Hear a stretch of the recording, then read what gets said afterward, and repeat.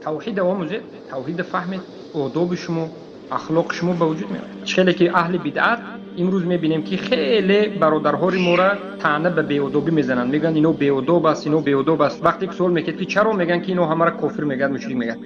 مشرک گفتن مشرک این عین آداب است.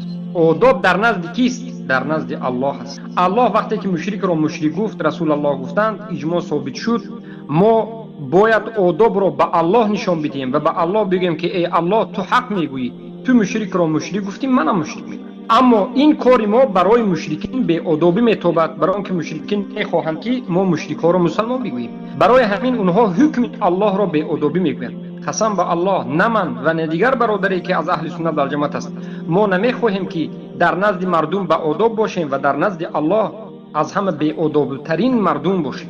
ما نمیخواهیم که مثل رافضه ها باشیم که میروند و کفریات و شرکیات و صحابگان را دشنام میدهند و باز آمده درباره آداب گپ میزنند. ما نمیخواهیم مثل اشعری ها، مثل صوفی های قبوری، حزبی های مشرکین، مثل عازری ها باشند. این عازری ها و غیره ها که در نزد الله از همه بی آداب ترین انسان ها هستند، شریعت الله را در یک از جانب انکار کرده اند، الله را انکار میکنند و در بین مردم کوشش میکنند که خود را به آداب بگویند. کدام آداب را ما باید به جا بیاریم؟ آداب در نزد مردم یا که آداب در نزد الله؟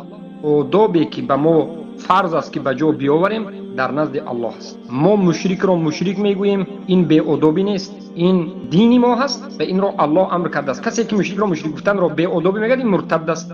ما مبتدی را مبتدی میگوییم، این بی آدابی نیست، این دین ما است. اما ما کسی را فلان و پسمدان از آچه‌ش و بابایش و خویش اقرباش حقارت و دشنام کردیم، این نکردیم. انا این بی‌ادبی است. کسی رو آدرسش رو پرسیدیم که در کجای من میرم میشکنم، این میکنم اون میکنم، نه نکردیم، برای اینکه جهالت است و احمقی است، کوچگی است و بازاری است. خیلی که جهلای عذری ها این عمل رو میکنن.